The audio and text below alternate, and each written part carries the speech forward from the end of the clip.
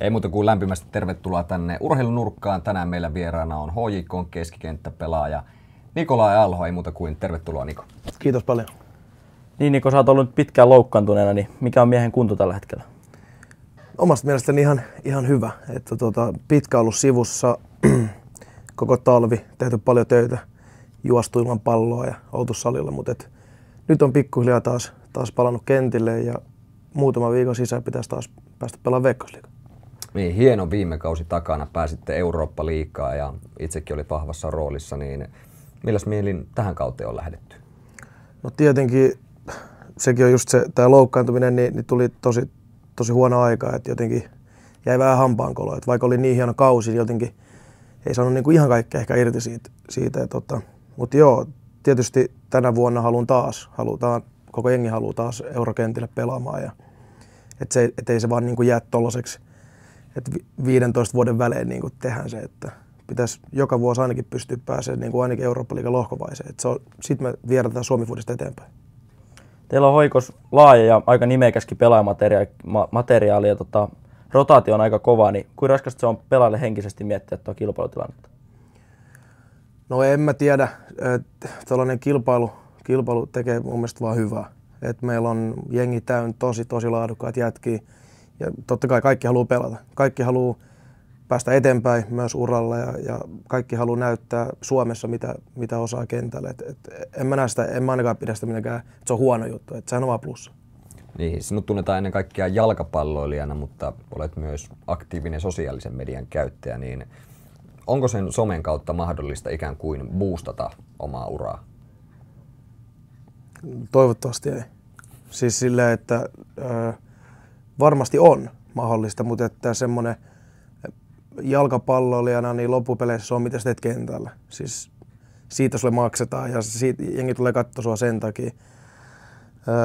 Totta kai tämä nykymaailma on mennyt siihen suuntaan, että esimerkiksi jos mäkin mietin mun idoleita, niin suuri osa niistä on itse asiassa tällaisia somekäyttäjiä. Neymar on niin kuin Brasiliassa ennen kuin se oli Euroopassa, niin kaikki ties kuin Neymar on Euroopassakin, mutta sitten on Beckhamit sun muut, jotka on niin kuin luonut semmoista brändiä somen kautta tai netin kautta, mutta mä toivon, että se ainakaan menee niin, että se, jolla on eniten Instagram-seuraajia, niin se pääsee vaikka eteenpäin, että ei se nyt ihan noin mene. Nyt kun otimme puheeksi tuon sosiaalisen median, niin moottoriurheilija Riku Tahko on aktiivinen eri sosiaalisen median kanavissa ja toimittajamme lähti seuraamaan, mitä Riku Tahkon arkeen kuuluu. Porvoolainen Riku Tahko ajaa rallycrossin EM-sarjaa Mini Countryman JCV RX-autolla. Rallin SM-sarjasta rallycrossiin siirtynyt Tahko on aktiivinen oman uransa rakentamisessa sekä oman brändinsä luomisessa. Pääsimme seuraamaan Riku Tahkon päivää tallilla ja lehtikuvauksissa Pasilassa. Twitter, Instagram, Facebook on se perusidea. Sitten mä koitan olla aika paljon muutenkin esillä just, että vaikka mä itse kisoissa, niin mä oon esimerkiksi tuolla 4 Prolla sitten niin kun niissä muissa MM-osakilpailuissa, missä mä itse oon ajamassa, niin mä oon kommentaattorina niissä TV-lähetyksissä. Ja nyt kesällä, kun Suomen MM-ralli tulee taas Jyväskylään, niin mä oon siellä virallisen ralliradion tämmöisenä asiantuntijakommentaattorina, niin sitä kautta tavallaan nimi pysyy esillä ja mä tykkään itse tehdä sitä mediaduunia kanssa, että se on niinku mieluista kaiken kaikkiaan ja tavallaan voi käyttää sitä, mitä tässä 10 vuoden aikana on oppinut ja samalla pystyy olemaan esillä, vaikka ei itse olekaan siellä kisassa mukana, niin se on tärkeää ja tämmöistä pikkujumppaa täällä taustalla koko aika, niin sillä saadaan sitten näkyvyyttä ja lehtiin ja someen ja TV:seen, niin se on se, millä ehkä sitten pystyy erottumaan vähän muista. Tahko tekee tiivistä yhteistyötä sponsoreiden kanssa. Heillä on ihan varattu tämmöinen niin sanottu aktivointibudjetti sen mun sponsoribudjetin päälle, eli he käyttää sitä sit siihen, että ne pystyy tekemään erilaisia kampanjoita. Ja tiimin kautta tosi tärkeä yhteistyökumppani Monster Energy on tietysti yksi maailman isoimpia energiajuomia. Energiajuomat on tällä hetkellä ne, ketkä voi sanoa melkein pyörittää tätä urheiluskeneen, että heillä tulee aika tarkkoja ohjeita siitä, että miltä sun pitää näyttää ja missä logot saa olla esillä ja miten ne pitää tuoda esiin ja kaikki tämmöisiä, että sieltä tulee niinku jo sieltä tulee aika hyvin ohjeistusta. Että sehän on mulle etua, jos he jakaa omissa somekanavissaan sit mun juttuja ja siitä saadaan se niin kuin vuorovaikutus, mikä on tosi tärkeää. Et siinä, jos mä heitän itteni peliin, niin totta kai mä toivoisin, että mua sit käytetään myöskin hyväksi, sitä varten mä siellä on. Jäyhillä suomalaisilla on vielä opeteltavaa itsensä brändäämisessä. Suomessa on edelleen vähän se mentaliteetti, että muuten ollaan hiljaa, sitten mennään sinne kisapaikalle ja lyödään kypärä päähän ja näytetään mitä osataan ja sitten taas ollaan kuukausi hiljaa, mutta kun ei nykypäivänä, jos haluat tehdä niin kuin kunnon mainossopimuksia, niin se ei auta, että susta kerran viikossa tai kerran kuukaudessa kuuluu joku nimi lähtöluettelossa tai nimi tulosluettelossa. Kyllä mä niin kuin yritän pitää semmoista tiettyä linjaa, että kyllä mä haluan tuoda sitä esille, miten mä treenaan muuten, mitä mä teen niin kuin kisojen ulkopuolella, harjoittelu, urheilu, tällaiset hommat, mutta kyllä mä sitten niin kuin kaikki ihmissuhde ja perhe ja talo ja tällaiset asiat, niin haluan pitää pois. Ensinnäkin se, että älä ujostele, että pitää uskaltaa tuoda itteensä esille. Toinen on se, että jos olet urheilija, niin mun mielestä se urheilullisuus pitää olla näkyy siinä koko aika. Ja kolmas sitten, että se, että sä teet product placementtia, sä näytät sun yhteistyökumppanin tuotteita, mutta sä pystyt tuomaan sen niin kuin luonnollisella tavalla esiin, ettei ole niin kuin päälle liimattu eikä mitään logoja, vaan logon lähettämistä sinne, vaan todella, että se jotenkin tulisi niin kuin siitä sun oikeasta elämästä, mutta sitten se olisi kuitenkin, että siinä sellainen sopiva määrä product placementtia on, koska sitä kuitenkin vaaditaan. Niin kuin näette, niin se aina vaatii pikku ponnisteluja, että auto kyytiin ja käytiin Pasilassa ja takaisin, mutta parin tunnin keikka ja saadaan taas paljon hyvää materiaalia ja näkyvyyttä, niin se on tärkeintä. Niin ei muuta kuin seuratkaa Rallycrossia 4 Prolta ja muualtakin, niin nähdään.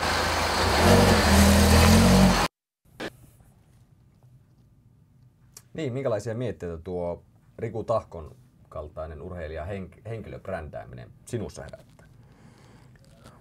Makea insertti. No joo, kyllä mä oon niin kuin vahvasti samaa mieltä tosi monessa asiassa Rikun kanssa. Että semmoinen brändääminen mun mielestä puuttuu kokonaan Suomesta tällä hetkellä.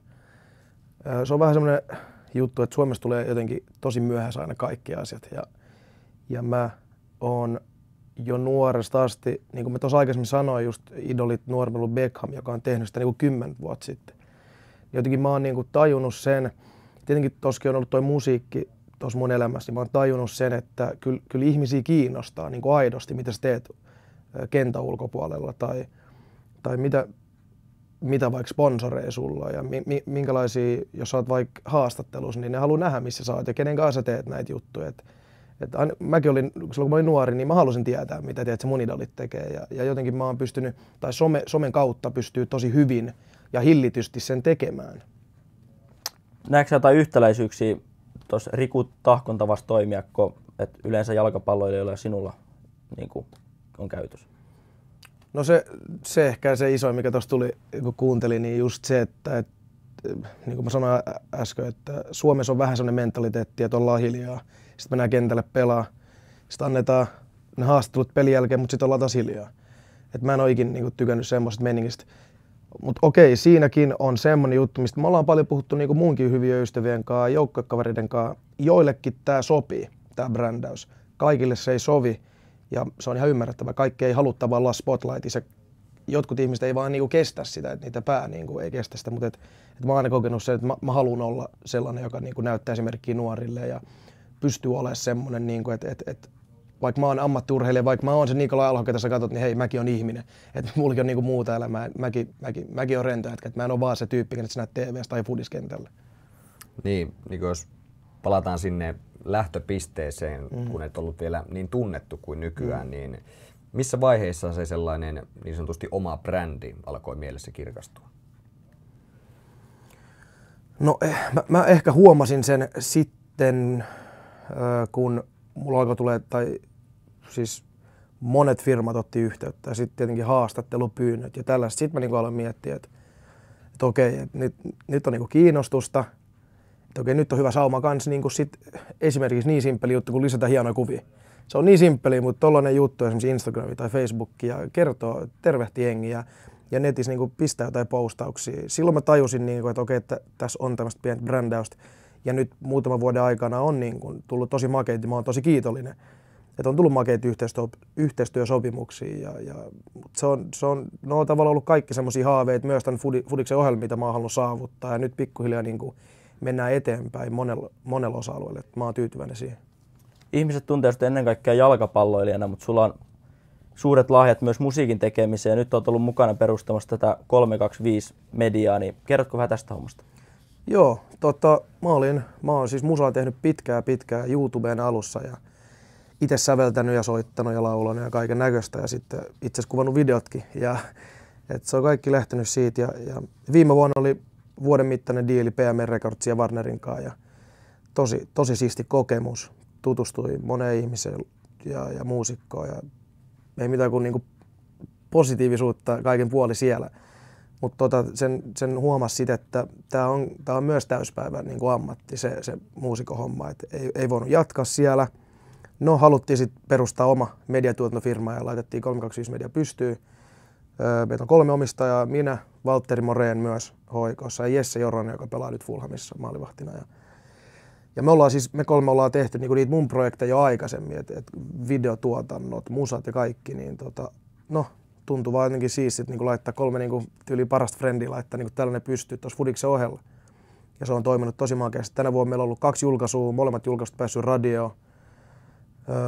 En mä tiedä, tosi siistiä. Ja sitten niinku ei ole vaan se musapuoli, että meillä on nyt 6 henkilön tiimi, niin siinä on sitten jätki, jotka on käynyt kuvaa esimerkiksi myös lyhyt mainoksia. Ja ollaan päästy niinku tekemään tollaisia yhteistyöjuttuja. Et jotenkin mua aina kiinnostanut just niinku media-ala kanssa aina, että ollutko siistiä, joo. Kuinka vaikeaa sitten on lähteä brändäämään tällaista uutta firmaa semmoiseen tiettyyn haluttuun suuntaan? No tietysti me ollaan niinku ihan rehellisiä kanssa sen suhteen, että se ei ole meidän se ykkösprioriteetti. Mutta samalla kun me ollaan luotu omat connectionit ja tällaiset niin kuin foodisuran kautta tai musan kautta, niin mekin tunnetaan aika paljon jengiä niin kuin sillä alalla ja myös musiikkipuolella tosi paljon jengiä. Ja itse kun on ollut esimerkiksi monesti radiohaastatteluissa, niin tuntee sitten nekin ja pystyy niin kuin sitten niin kuin moikkaan niitä, että hei, jos kiinnostaa, tsekatkaa näin. Et kyllä se on niin kuin, mä näen sen, että se on ehkä vähän, jotkut sanoo, että se on vähän epäreilu, mutta että totta kai, että jos sulla on tietyt semmoiset ovet auki, niin totta kai sä käytät niitä sit myös tällä alalla. Onko se helppoa vai vaikeaa lähteä brändäämään 325 Media, kuitenkin teidät tunnetaan jalkapallokentältä paremmin? Niin. Joo. No ei, siis sekin on niinku sellainen, että me ei niinku, jos ollaan rehellisiä, me ei niinku tällä hetkellä stressata hirveästi siitä, että ei meidän tavoite on niinku se, että hei nyt me sainataan sut, me tehdään susta tähti, me niinku pusketaan sua, ei tietenkään. Hei, sä oot lahjakas muusikko, jos sä tykkäät meidän meningistä, tuu mennä studiolle, tehdään ne videot ja tehdään niinku kunnon tuotantoja ja tehdään siistä juttuja ja sit julkaistaan. Sit jos se pääsee radioon, jos sä oot vaikka vuoden päästä Warnerilla tai Sonylla, niin hei, meillä on hyvä fiilis, me ollaan niinku löydetty ja jeesattu teet. Mutta totta kai meidän prioriteetti on niinku siellä foodiskentällä ja sen ympärillä, mutta me ollaan näin lyhyessä ajassa pystytty tekemään tosi hienoja juttuja niin kuin nuorille muusikoille. Et sekin tuo mielihyvää, että me ollaan pysty jeesaan niitä niin veketyyliin. Tämä bändi, joka meillä on, niin ne soitti viime vuonna niin kaduilla musaa. Et nyt ne on niin tehnyt yhden sinkun ja se on ollut radiossa. Niillä on hienot musavirrat, niillä on kesällä nyt paljon keikkoja. Niin tulee niin semmoinen tosi makea fiilis, että hei vitsi, me ollaan jeestu noita, että jes. En mä tiedä. Mut millä tavoin sitten sosiaalinen media auttaa siinä brändäämisessä? Sosiaalinen media? No tietysti, jos mä mietin, vaikka siis tämä 325 Media. Niin. No jos mä mietin esimerkiksi me ei olla oikeastaan lähettykään niinku promoon meidän firmaa oikeastaan missään. Et ehkä mun mielestä mainin on niinku tyyli yhdessä haastattelussa tästä silleen oikeasti. Sitten totta kai jengi lukee ja jengi tietää sit sen, mutta en mä ole niinku hirveästi silleen promonnut sitä, että meillä on tämmönen. Mutta jos mä mietin näitä artisteja, ketä meillä on, niin kyllä tietenkin sen tajuu, että jos mua seuraa, jos Jesse seuraa ja Valtsu seuraa vaikka yhteensä 15 000 ihmistä, niin totta kai nämä 15 000 ihmistä sit varmaan tietää myös tämän meidän bändi. Mutta en mä tiedä, ei se ole silleen, että me luvataan kenellekään mitään tämmöistä mainostusta. Mutta totta kai, jos me ollaan oltu siinä mukana ihan samalla kuin missä vaan, niin me jeesataan. Niin, Teemu lähti yrittämään itse asiassa brändäämistä sosiaalisen median kautta. mitenkäs tehtävä mahtoikaan onnistua.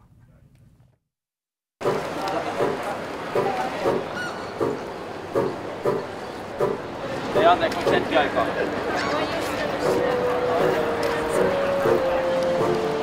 Ei, onko hetki aikaa? Okei. Ei anteeksi, onko hetki aikaa? Ei todellakaan ole.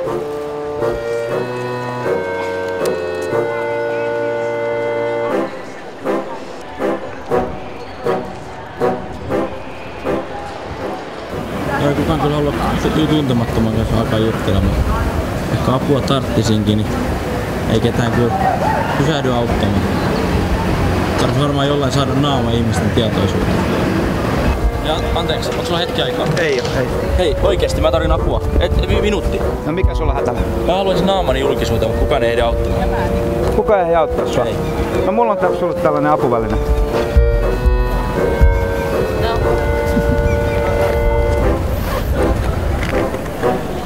Rupeat ottaa tuolla kuvia. Avaat itsellesi Instagram-tili ja otat some haltuun. Kiitos. Ole hyvä. Instagram on ilmainen kuvienjakopalvelu, jolla on yli 300 miljoonaa käyttäjää maailmanlaajuisesti. Palvelun avulla käyttäjät jakavat omia kuviaan ja välittävät tunnelmiaan ja tekemisiään tilinsä seuraajille.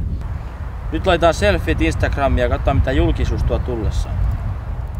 Instagramin kautta on syntynyt suuria ilmiöitä, joista hyvä esimerkki on suomalainen Benjamin Peltonen. Pienessä ajassa itseään voimakkaasti brändäävä Peltonen on saanut yli 238 000 seuraajaa Instagram-tililleen. Laaja suosio on poikinut nuorelle miehelle jo muun muassa levytyssopimuksen. Tässähän näitä seuraajia alkaa jo pikkuhiljaa olemaankin. Hyvä kulmalla. Niin, miltäs tuo Teemun toiminta omissa silmissä näytti? No ihan hyvä yritys. Niko, sä käytät paljon sosiaalista mediaa, niin olisiko antaa jotain vinkkejä sen käyttämiseen? No en mä tiedä, mä oon jotenkin, tosi moni aina kysyy että no mitä kannattaa tehdä. En mä tiedä, siis mun mielestä mä oon ainakin itse sellainen, että en mä niinku yritä semmoista turhaa laittaa sinne. Jos mulla on fiilis, mä laitan kuvan, niin sit mä laitan kuvan. Okei, ehkä mulla on ollut semmoinen, että mä oon aina tykännyt esimerkiksi valokuvaamisesta. Ja itse mä en ole hirveän hyvä siinä, mutta se on niinku ollut siistiä. Että totta kai haluaa, että se visuaalinen puoli on aina siistiä, mitä laittaa ulos. Että ehkä semmoinen, että se kuvan laatu, että ei se määrä, että ei niinku 10 kuvaa päivässä, mutta että jos laitat sen niinku 1 kuvan päivässä, niin sit se on niinku hieno kuva. Niin, miten paljon sä itse käytät näitä eri somekanavia, jos ajatellaan ihan päivittäisellä tasolla?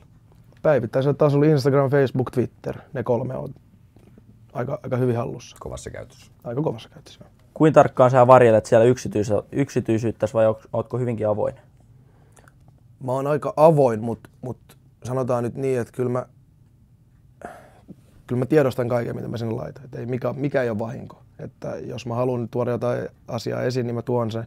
Mutta mä yritän jättää melkein aina perheen ulos. Tietenkin jos on äiti syntymäpäivä, niin voi ottaa selfie mutsinkaan, mutta niinku, en mä hirveästi niinku mene tavallaan niihin henkilökohtaisiin asioihin. Niin, tuleeko pelikaverilta koskaan kuittia tästä aktiivisesta sosiaalisen median käytöstä? Totta kai. Kyllä meillä on muutama vanhempi pelaaja. Mutta se on ihan ymmärrettävää. Silloin kun oli meidän ikäisiä, niin ei ollut mitään somea. Että totta kai, mutta että tämä maailma muuttuu niinku kovaa vauhtia koko ajan. Et ihan koko ajan uutta tulee ja vanhat jätkät tippuu veke. Pitää olla koko ajan niinku herreillä, että mitä tulee uutta. Kävin myös toisen helsinkiläisen suurseuran luona kyselemässä, mitä mieltä HIFKin Juuso Salmi on sosiaalisen median käytöstä.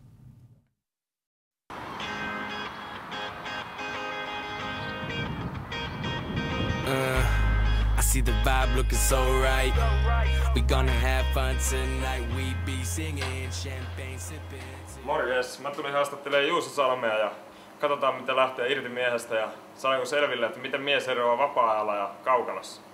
Helsingin IFK:n puolustaja Juuso Salmi on toistaiseksi poissa joukkueharjoittelusta.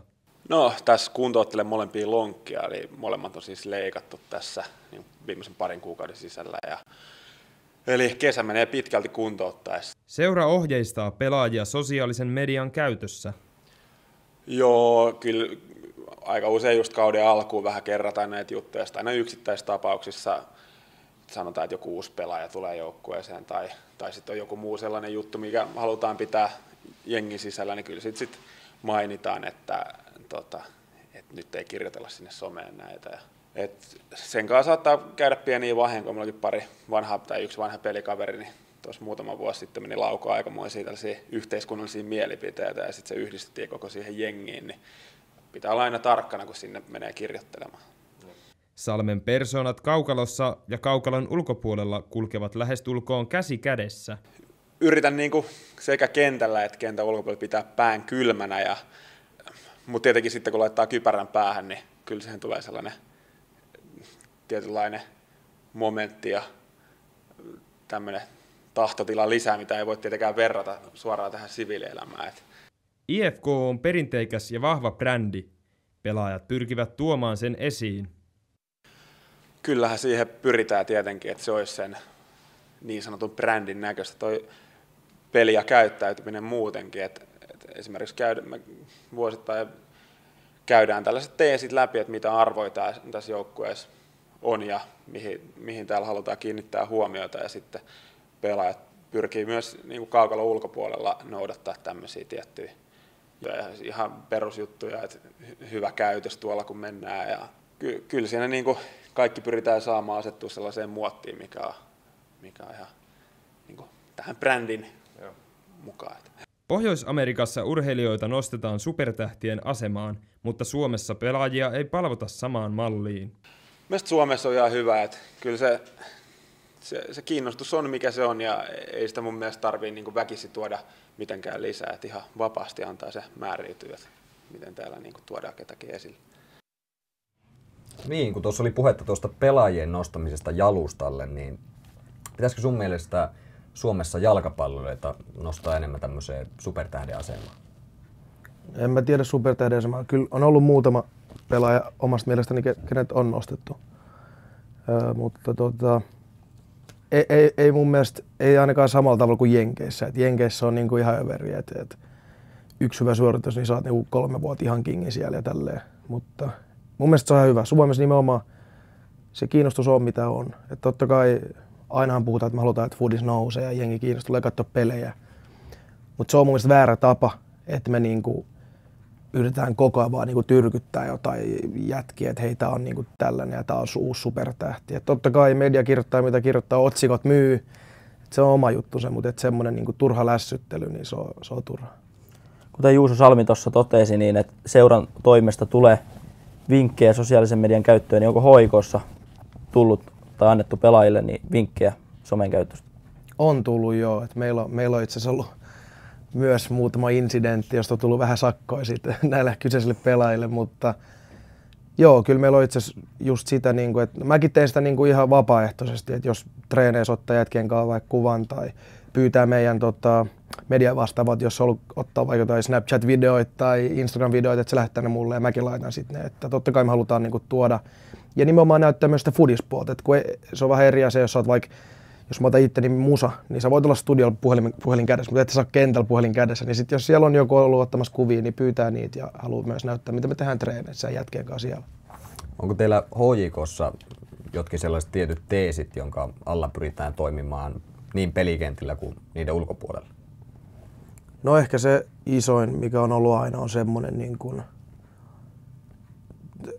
en mä tiedä, onko semmosia niin tarkkoja, mutta just se, että ammattilaisuus, se on ehkä se ensimmäinen. Että pitää aina muistaa, mitä sanot haastattelussa, mitä sanot kentälle jollekin, mitä sanot kentän ulkopuolelle, että sä oot se HIK:n pelaaja. Että sit, jos sanot jotain väärää, niin se tulee tosi nopeasti, jengi kuulee siitä, mutta että ehkä se ammattimaisuus on ehkä se tärkein. Mutta ei ole semmoista mitään, että sun pitää laittaa sinivalkoista päälle joka tiistai ja ottaa kuvat. Ei mitään semmoista noin yli, mutta ne haluaa tietenkin, että pyydetään jengiä katsoa pelejä ja niin poispäin, mutta ei mitään sellaista niin tarkkaa.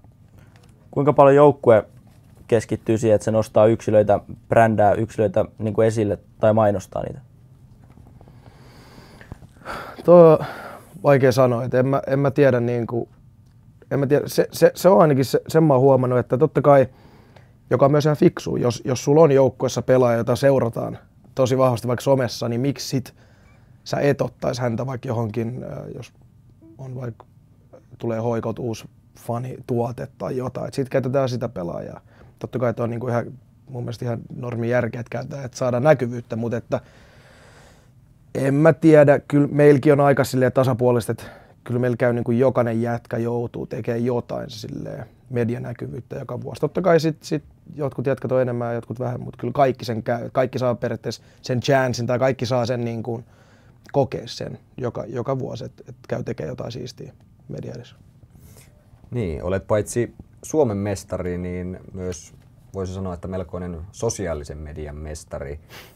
Niin pitäisikö meidän ottaa hieman mestarilta oppia? Kyllä se vinkit tekisi ihan terää.